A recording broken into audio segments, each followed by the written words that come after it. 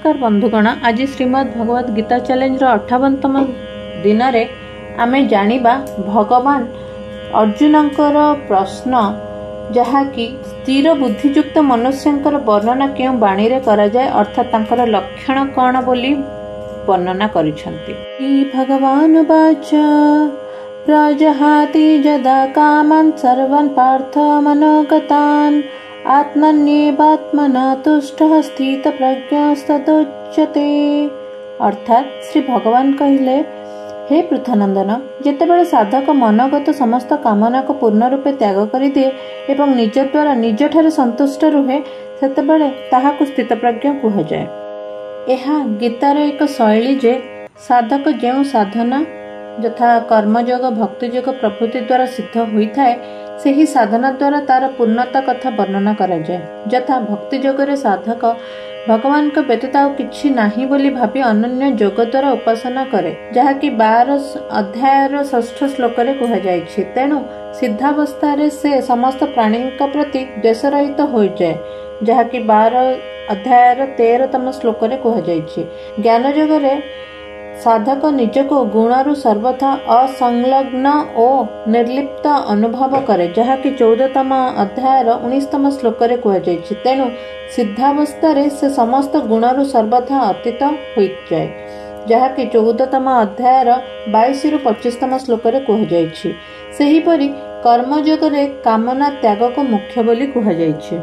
तेणु सिद्धावस्था रे कर्मयोगी सकल कामना त्याग करिदिए बोली एही श्लोक रे कहउछंती। कामना स्वयं रे नहीं कि मन रे मध्य नहीं, कामना आसे और चली जाए किंतु स्वयं निरंतर रुहे।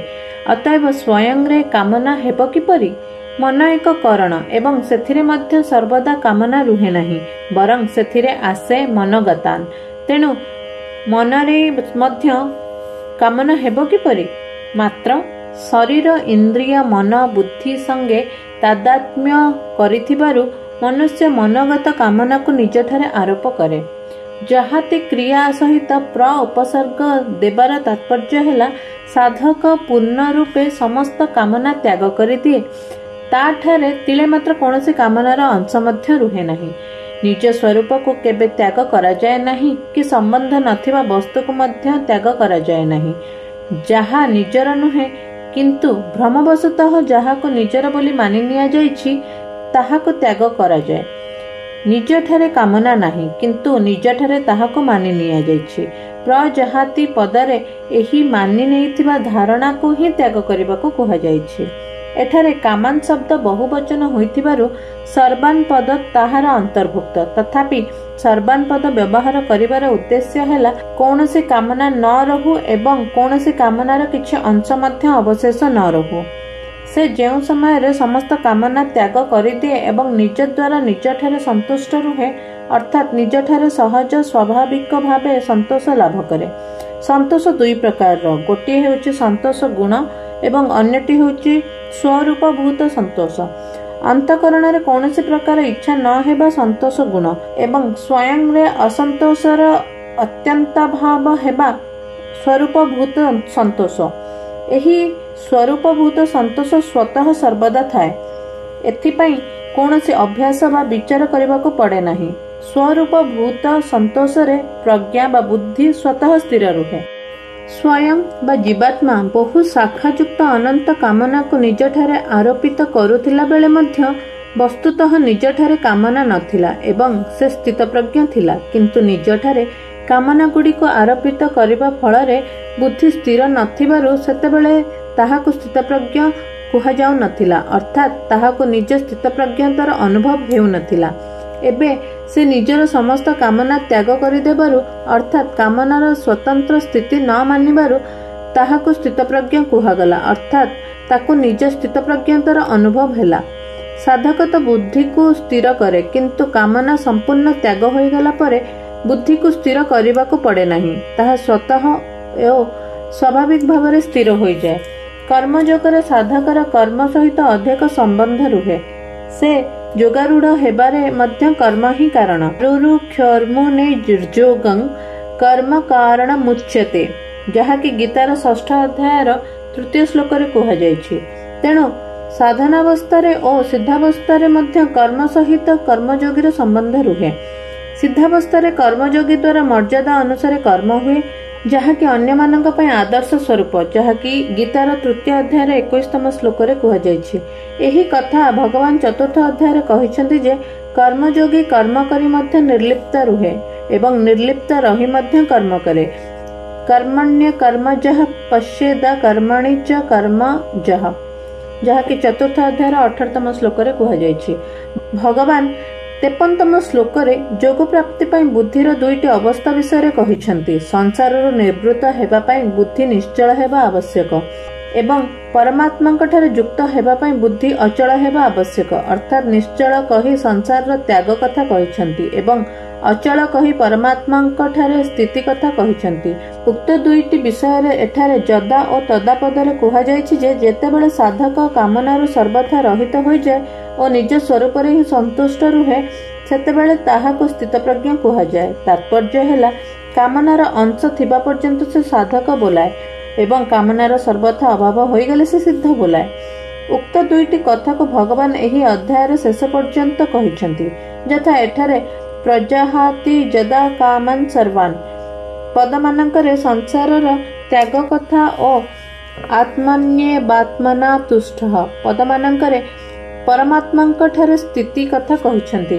56ତମ ଶ୍ଲୋକର ପ୍ରଥମ ଭାଗରେ ସଂସାରର ତ୍ୟାଗ କଥା ଓ ସ୍ଥିତ ଧୀର୍ମୁନିଃ ପଦରେ ପରମାତ୍ମାଙ୍କଠାରେ ସ୍ଥିତି କଥା କହିଛନ୍ତି। 57ତମ ଓ 58ତମ ଶ୍ଲୋକରେ ପ୍ରଥମେ ସଂସାରର ତ୍ୟାଗ କଥା ଏବଂ ପରେ ତସ୍ୟ ପ୍ରଜ୍ଞା ପ୍ରତିଷ୍ଠିତା ପଦରେ ପରମାତ୍ମାଙ୍କଠାରେ ସ୍ଥିତି କଥା କହିଛନ୍ତି।